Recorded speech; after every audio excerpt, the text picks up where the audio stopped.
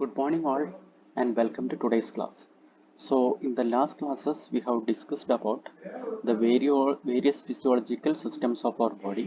First we started with cardiovascular system. After that we discussed about respiratory system, then nervous system also. So നമുക്കറിയാം നമ്മുടെ ശരീരത്തിൽ ഈ different physiological സിസ്റ്റംസിൽ difference organs ഉണ്ട്. അപ്പോൾ ഈ ഡിഫറെൻറ്റ് ഓർഗൻസ് അതിന് ഡിഫറെൻറ്റ് ഫങ്ഷൻസ് ഉണ്ട്. സോ ഈ ഡിഫറെൻറ്റ് ഫങ്ഷൻസ് മോണിറ്റർ ചെയ്യാൻ വേണ്ടി it will be having some monitoring signals. ആ മോണിറ്ററിങ് സിഗ്നൽസ് അനുസരിച്ചായിരിക്കും എന്ത് ആക്ഷൻ അല്ലെങ്കിൽ എന്ത് റിഫ്ലക്സ് ആക്ഷൻ അവിടെ എടുക്കണമെന്ന് ആ ഓർഗൻ അല്ലെങ്കിൽ ആ ഫിസിയോളജിക്കൽ സിസ്റ്റം തീരുമാനിക്കുന്നത്. So, the systems in human body generate their own monitoring signals when they carry out their functions. അതായത് different physiological systems of our body will be having their own monitoring signals for carrying out their functions. അതിൻ്റെ functions carry out ചെയ്യാൻ വേണ്ടിയിട്ട് will be having their own monitoring signals. And this monitoring signals will be unique. അതായത് നമ്മുടെ ഇപ്പോൾ nervous സിസ്റ്റത്തിൻ്റെ ഒരു signal ആയിരിക്കില്ല നമ്മുടെ ഹാർട്ടിൻ്റെ ഒരു signal. It will be these monitoring signals will be unique. These signals provide useful information about their function. അതായത് ആ ഒരു signal will be providing useful. ആ ഒരു സിഗ്നൽ അനലൈസ് ചെയ്ത് കഴിഞ്ഞാൽ നമുക്കറിയാം അത് ഏതൊരു ഓർഗൻ്റെ സിഗ്നലാണ് അല്ലെങ്കിൽ ഏതൊരു സബ്സിസ്റ്റത്തിൻ്റെ സിഗ്നലാണ് and what is there function. So these signals will be providing useful information about there function. And these signals are potential associated with nerve conduction, brain activity, heartbeat, muscle activity and so on. അതാണ് ഞാനിപ്പോൾ പറഞ്ഞത്. അത് these signals are potentials. അതായത് it will be ions. ഈ ions കൊണ്ടാണ് മെയിനായിട്ട് ഈ ഒരു പൊട്ടൻഷ്യൽ ഉണ്ടാകുന്നത്. So these signals are potential, ionic potential associated with the nerve conduction, brain activity, heartbeat, muscle activity and so on. അതായത് ഈ അയോണിക് പൊട്ടൻഷ്യലാണ് അവിടെ ഉണ്ടാവുന്നത്. ഈ ഒരു അയോണിക് പൊട്ടൻഷ്യലാണ് അവിടെ സിഗ്നൽ ആയിട്ട് വരുന്നത്. It will be associated with different subsystems of our body, that is like nerve conduction, brain activity, heartbeat, muscle activity and so on. This bioelectric potential എന്ന് പറഞ്ഞാൽ are the ionic voltages produced as a result of electrochemical activity of certain cell. ഞാനിപ്പോൾ പറഞ്ഞല്ലോ ഇവിടെ ionic potential ഉണ്ടാവുന്നുള്ള നമ്മുടെ ഈ monitoring signals that will be ionic potential. So bio electric potential എന്ന് പറഞ്ഞാൽ the ionic voltages, അയോണിന്റെ change കൊണ്ടുണ്ടാവുന്ന അവിടെ ഒരു voltage difference ഉണ്ടാവും. So these bioelectric potentials are ionic voltages produced at as a result of electrochemical activity of certain cell. അതായത് അവിടെ ഒരു electrochemical ions കൊണ്ടുണ്ടാവുന്ന ഒരു electrochemical activity ഇന്നെ സർട്ടൻ സെൽ കൊണ്ടുണ്ടാവുന്ന ഒരു അയോണിക് വോൾട്ടേജിനെയാണ് നമ്മൾ എന്ത് പറയുന്നത്, ബയോ ഇലക്ട്രിക് പൊട്ടൻഷ്യൽ. സോ ഈ ഒരു അയോണിക് വോൾട്ടേജ് നമുക്ക് ഒരു ഹ്യൂമൻ റീഡബിൾ അല്ലെങ്കിൽ ഹ്യൂമൻ അണ്ടർസ്റ്റാൻഡിങ് ഫോമിലേക്ക് കൊണ്ടുവരാം. Will be using A transducer. Transducer എന്ന് പറഞ്ഞാൽ എന്താ, ഒരു ഫിസിക്കൽ ഫോമിനെ വേറൊരു ഫിസിക്കൽ ഫോമിലേക്ക് കൺവേർട്ട് ചെയ്യുന്നതാണ് transducer. So if we are using a transducer here, it will be converting those ionic potential into electrical signal. Electrical signal നമുക്ക് ഹ്യൂമൻസിന് അണ്ടർസ്റ്റാൻഡ് ചെയ്ത് എടുക്കാൻ പറ്റുമല്ലോ.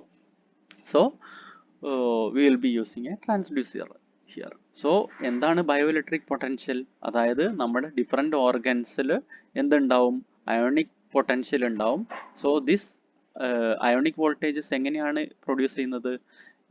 As a result of electrochemical activity. Electrochemical activity of a cell ആണ് ഈ ionic voltage produce ചെയ്യുന്നത്. ഈ ionic voltage produced is called as bioelectric potential. Okay, and we will be using transducer to convert this ionic potential into electrical signal. Okay, so two types of bioelectric potentials are there. One is resting potential and another one is action potential. അതായത് നമ്മുടെ ഈ ബയോഇലക്ട്രിക് potential എന്ന് പറയുന്നത് രണ്ട് ടൈപ്പാണ് ഉള്ളത്. One is resting potential and second one is action potential. So first one is resting potential. It is also called as polarisation. So എന്താണ് ഈ റെസ്റ്റിംഗ് പൊട്ടൻഷ്യൽ എന്ന് നമുക്ക് നോക്കാം. In cells within the body such as nerve and muscle cells are encased in a semi permeable membrane. നമുക്കറിയാം അത്. അതായത് നമ്മുടെ ഈ ഉള്ളിലുള്ള സെൽസ് ഓക്കെ. നെർവ് സെല്ല് അതുപോലെ muscle cell are encased in a semi permeable membrane. ആ സെല്ലിന്റെ പുറത്തായിട്ട് ഒരു സെമി പെർമിയബിൾ മെമ്പറൈൻ ഉണ്ടാവും. Okay. And this membrane permits some substance to pass through while others are kept out. ഇതൊരു semi permeable membrane ആണെന്ന് പറഞ്ഞല്ലോ. നമ്മുടെ സെല്ലിനെ അതിന് പുറത്തായിട്ടുള്ള ഒരു ഉറ പോലത്തെ ഒരു സാധനം, അതാണ് ഈ ഒരു സെമി പെർമിയബിൾ മെമ്പറൈൻ. ഈ സെമി പെർമിയബിൾ മെമ്പറൈൻ ഒരു പ്രോപ്പർട്ടി ഉണ്ട്. It will be passing only certain substance. Certain സബ്സ്റ്റൻസിനെ അത് പാസ് ചെയ്യാൻ വിടും, ചില സബ്സ്റ്റൻസിനെ അത് പാസ് ചെയ്യാൻ വിടില്ല. Okay. And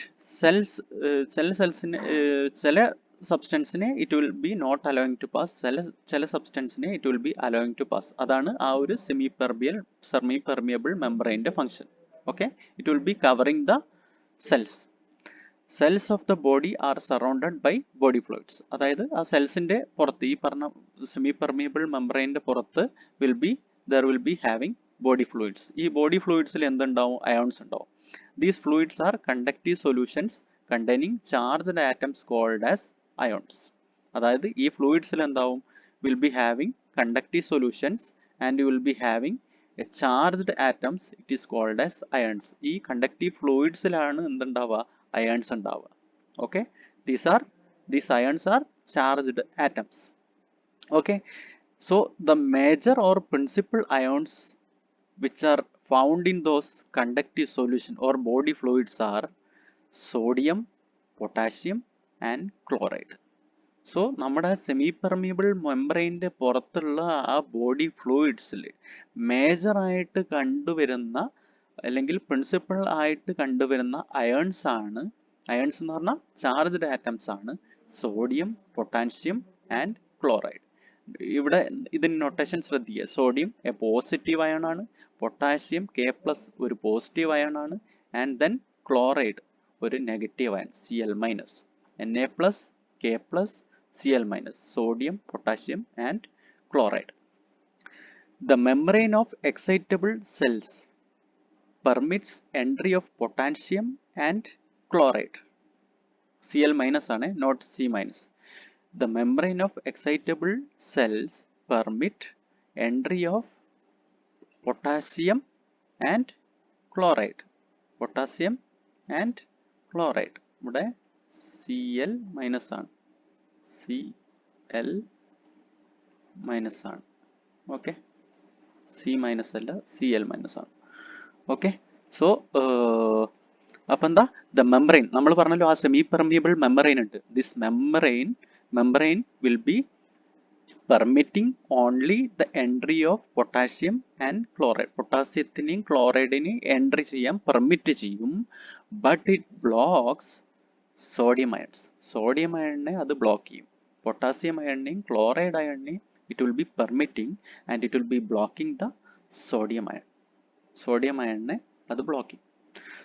The membrane, so as a result, inside the cell is more negative than outside cell. Okay. അതായത് നമ്മൾ പറഞ്ഞല്ലോ എന്തൊക്കെയാണ് ഈ സെമി പെർമിയബിൾ മെമ്പറൈൻ പെർമിറ്റ് ചെയ്യുന്നത്? K+. എവിടെയാണ് പെർമിറ്റ് ചെയ്യുന്നത്? സെല്ലിന്റെ ഉള്ളിലേക്കാണ് പെർമിറ്റ് ചെയ്യുന്നത്. ഈ outside the cell will be having body fluid. Body ഫ്ലൂയിഡ്സിൽ അയൺസ് ഉണ്ട്. എന്തൊക്കെ അയൺസ് ഉള്ള? മേജർ അയൺസ് ആയിട്ട് പൊട്ടാസ്യം ഉണ്ട്, ക്ലോറൈഡ് ഉണ്ട്, സോഡിയം ഉണ്ട്. അതിൽ ഈ സെമി പെർമിയബിൾ മെമ്പറൈൻ സെല്ലിന്റെ അകത്തേക്ക് പൊട്ടാസ്യത്തിനെയും ക്ലോറൈഡിനെയും Cl- ആണ് വീണ്ടും, പൊട്ടാസ്യത്തിനെയും ക്ലോറൈഡിനെയും it will be permitting to enter, but it blocks the entry of sodium ions. അപ്പം എന്താ? K+ഉം Cl- ഉള്ളിലേക്ക് കയറി പോകുന്നുണ്ട്, Na+നെ അത് ഉള്ളിലേക്ക് എൻറ്റർ ചെയ്യാൻ വിടുന്നില്ല. So when compared to outside, means when compared to outside the semi-permeable membrane or outside the cell, inside we will be having more negative ions. Inside എന്താ? more negative ions ആണ് ഉണ്ടാവുന്നത്. കാരണം Cl- ഉള്ളിലേക്ക് കയറി പോകുന്നുണ്ട്. So ഔട്ട്സൈഡിൽ എന്താ? കൂടുതലായിട്ട് Na+ complete sodium, Na+ അല്ലെങ്കിൽ sodium will be completely outside. So inside we will be having Cl- and K+. So inside negative charges will be more. So as a result, the cell is more negative than outside the cell. Inside the cell is more negative than outside the cell. This membrane അപ്പം എന്താ, inside more negative ആണ്, outside more positive ആണ്. So there will be a potential difference, and this membrane potential is called as resting potential. This membrane potential is called as resting potential. അപ്പോൾ എന്താണ് resting potential? അതായത് നമ്മുടെ semi permeable membrane ഉണ്ട്. ഈ semi permeable membrane will be permitting only the entry of potassium and chloride, and it will be blocking the entry of sodium ions. As a result, what will be happening? Inside the cell it will be more negative, and outside the cell it will be more positive. So thus there will be a potential difference, and this membrane potential is called as resting potential. അവിടെ ഒരു potential difference വരുന്നു.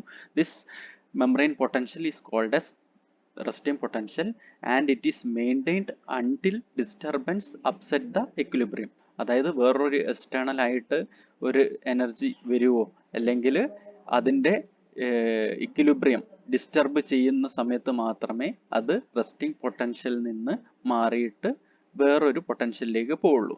അല്ലെങ്കിൽ it will be there in that resting potential only. അതായത് നമ്മുടെ ഈ semi permeable membrane എന്താ, sodium അയണിനെ കടത്തിവിടില്ല. Only potassium ion and chloride ion will be entering inside the cell. Remaining sodium ion will be blocked by this semi permeable membrane. So അങ്ങനെ ആ സമയത്ത് ഉള്ളിൽ എന്താ, സെല്ലിന്റെ inside it will be more negative and outside will be more positive. So that membrane potential is called as resting potential. The potential is measured from inside the cell with respect to body fluids. അതായത് from inside the cell, if you are measuring that potential, inside cell is more negative. So resting potential of a cell is negative. Resting potential of a cell is negative. കാരണം അത് with respect to inside ആണ് measure ചെയ്യുന്നത്. Okay. So inside more negative ആണ്. So this resting potential of a cell is negative, and the resting potential ranging from -60 millivolt to -100 millivolt. അതായത് -60 millivolt to -100 millivolt ആണ് ഈ resting പൊട്ടൻഷ്യലിന്റെ range. And a cell in the resting state is called as a polarised cell. അതായത് resting സ്റ്റേറ്റിലുള്ള ആ ഒരു cell, അതിനെ നമ്മൾ പറയുന്നതാണ് പോളറൈസ്ഡ് സെൽ എന്ന് പറയുന്നത്. അതായത് അവിടെയുള്ള ആ semi permeable membrane will be permitting only the entry of potassium and chloride ions, and it will be blocking the sodium ions. So ആ ഒരു കേസിൽ ഉണ്ടാവുന്ന പൊട്ടൻഷ്യലിനെ പറയുന്ന പേരാണ് റെസ്റ്റിംഗ് പൊട്ടൻഷ്യൽ, ആൻഡ് ആ ഒരു കേസിൽ ഉണ്ടാവുന്ന cell in the resting state is called as polarized cell, and the resting potential will be negative, and it is ranging from -60 millivolt to -100 millivolt. So this is the diagrammatic representation of that resting potential. You can see this is the semi-permeable membrane. Okay, this is the semi-permeable cell membrane. So outside it will be having more positive, and inside it will be having more negative, because inside potassium and chloride ions will be entering, and the sodium ions will be blocked by this semi-permeable membrane. As a result, inside will be more negative and outside will be more positive. So by measuring it by using a voltmeter, you can see here the range, it is coming around -70 volt. We have already told the range of that resting potential is ranging from -60 millivolt to -100 millivolt. So this is the diagrammatic representation of this resting potential. And now coming to the action potential. Resting potential നമ്മൾ പറഞ്ഞു രണ്ട് ബയോഇലക്ട്രിക് potential ഉള്ളത്. One is resting potential and another one is action potential. Action potential is also called as depolarization. So we will see what is this action potential. When a section of cell membrane is excited by flow of ionic current or by some form of external applied energy, the membrane allows some sodium ions and try to reach some balance of potential inside and outside. Same time, some potassium ions goes outside, but not rapidly like sodium. അപ്പോൾ ഇവിടെ എന്താ സംഭവിക്കുന്നത്? നേരത്തെ നമ്മൾ പറഞ്ഞു ഒരു cell resting സ്റ്റേറ്റിൽ it will be called as a polarized cell. So in some cases, if cell membrane is excited by a flow of ionic current, അതായത് ഒരു അയോണിക് കറണ്ടിന്റെ ഫ്ലോ ഉണ്ടാവുകയാണ്, അല്ലെങ്കിൽ ഒരു എക്സ്റ്റേണൽ അപ്ലൈഡ് എനർജി ഉണ്ടാവുകയാണ്.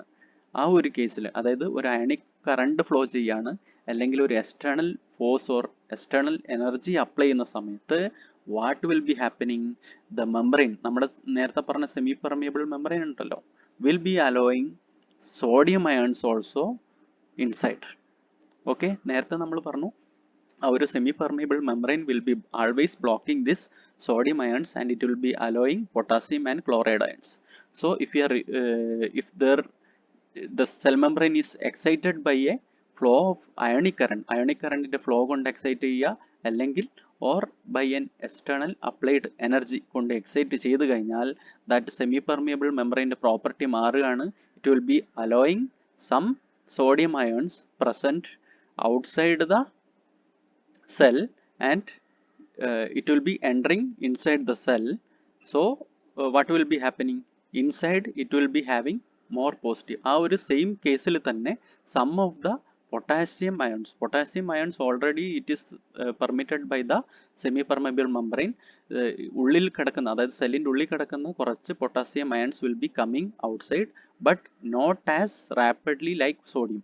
എത്രത്തോളം സോഡിയം ഇൻകമിങ് ആയിട്ട്, അതായത് സെല്ലിൻ്റെ ഉള്ളിലേക്ക് കയറി പോകുന്നുണ്ടോ അത്രത്തോളം പൊട്ടാസ്യം അയൺസ് പുറത്തേക്ക് വരില്ല, but in A slower rate. അതായത് ഒരു 10 സോഡിയം അയൺസ് ഉള്ളിൽ കയറി പോയിട്ടുണ്ടെങ്കിൽ ഒരു 2 or 3 പൊട്ടാസ്യം അയൺസ് പുറത്തേക്ക് വരുന്നു.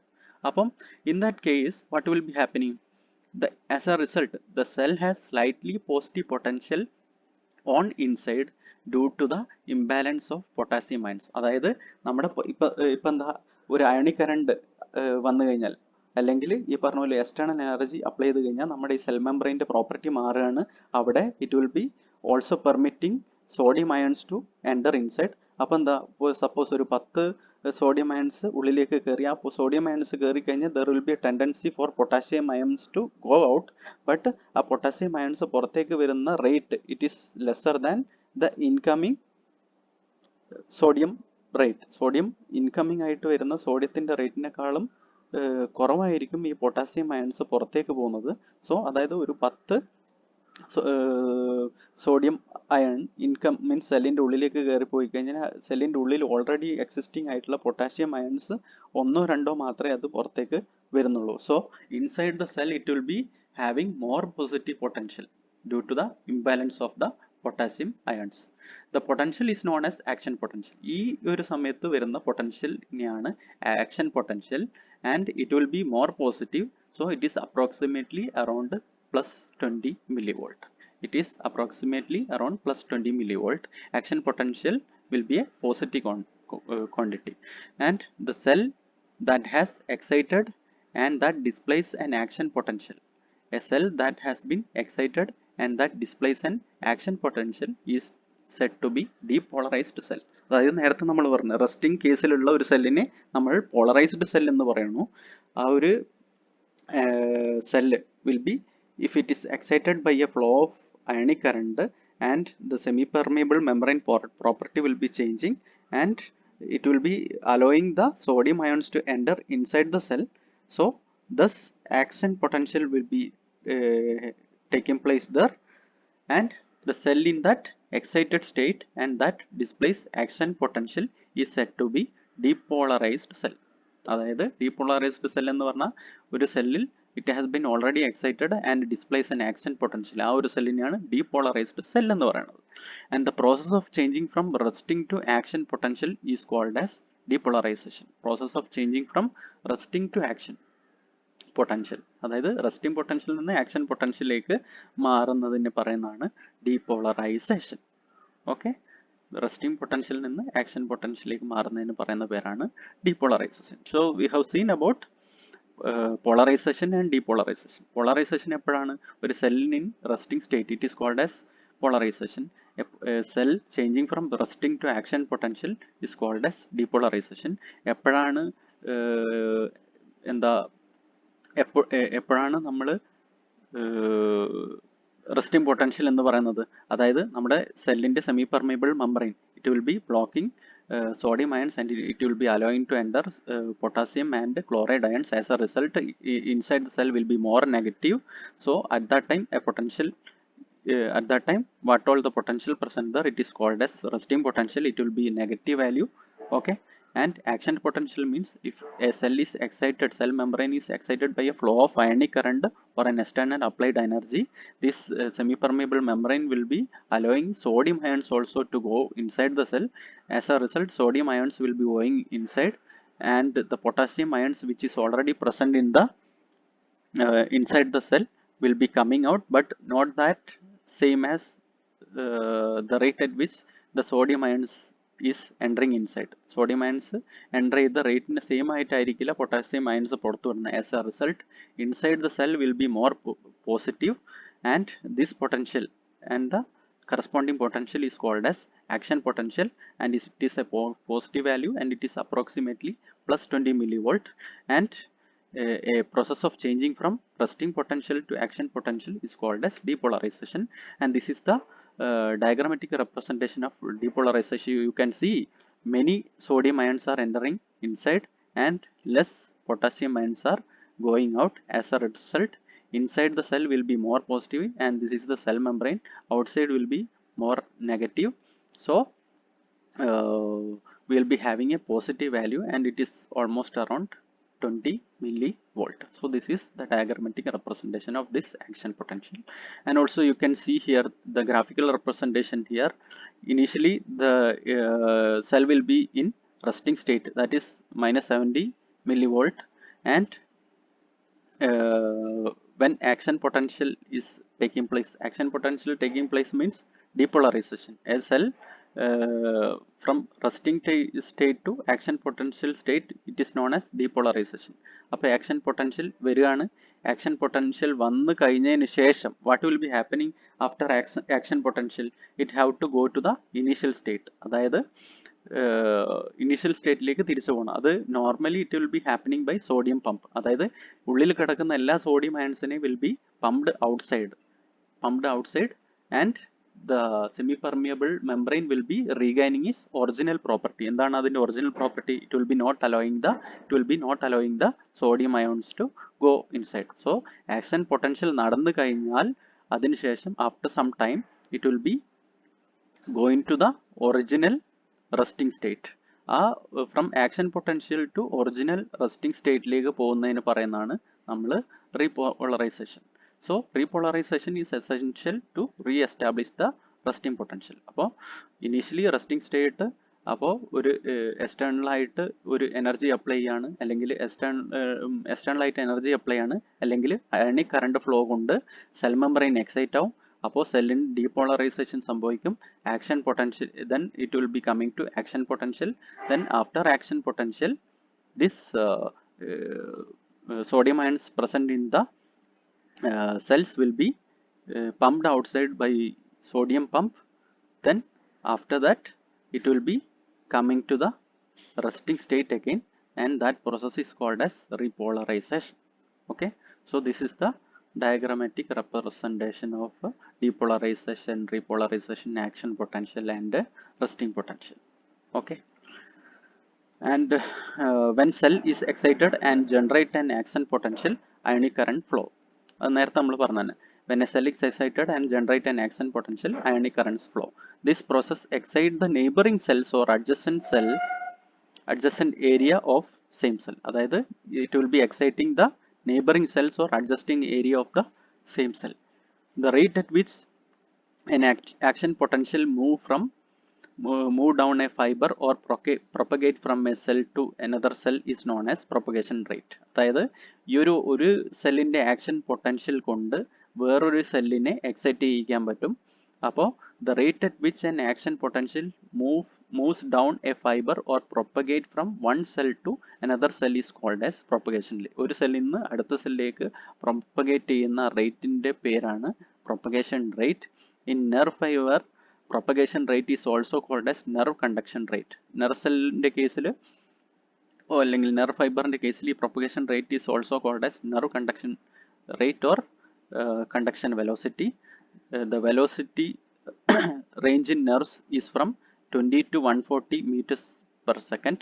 അതായത് ഈ വെലോസിറ്റി ഈ നെർവ് സെല്ലിലുള്ള ഈ വെലോസിറ്റി റേഞ്ച്, അതായത് ഈ കണ്ടക്ഷൻ വെലോസിറ്റിൻ്റെ range it is 20 to 140 meters per second, and in heart muscles the rate is much slower, average of 0.2 to 0.4 millisecond meter per second.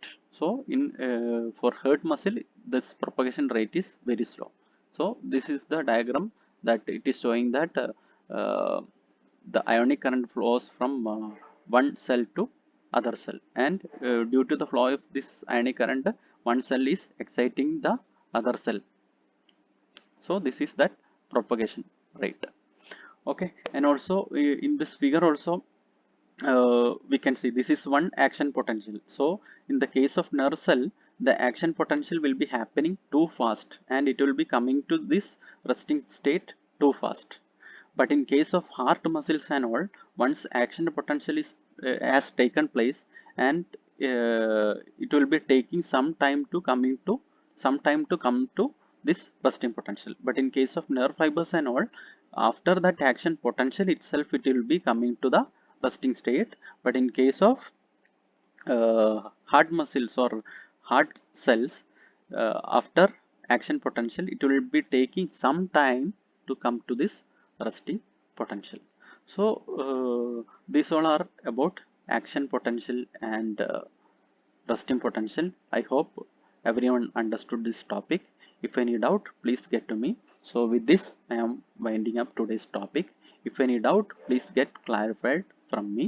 Okay, thank you.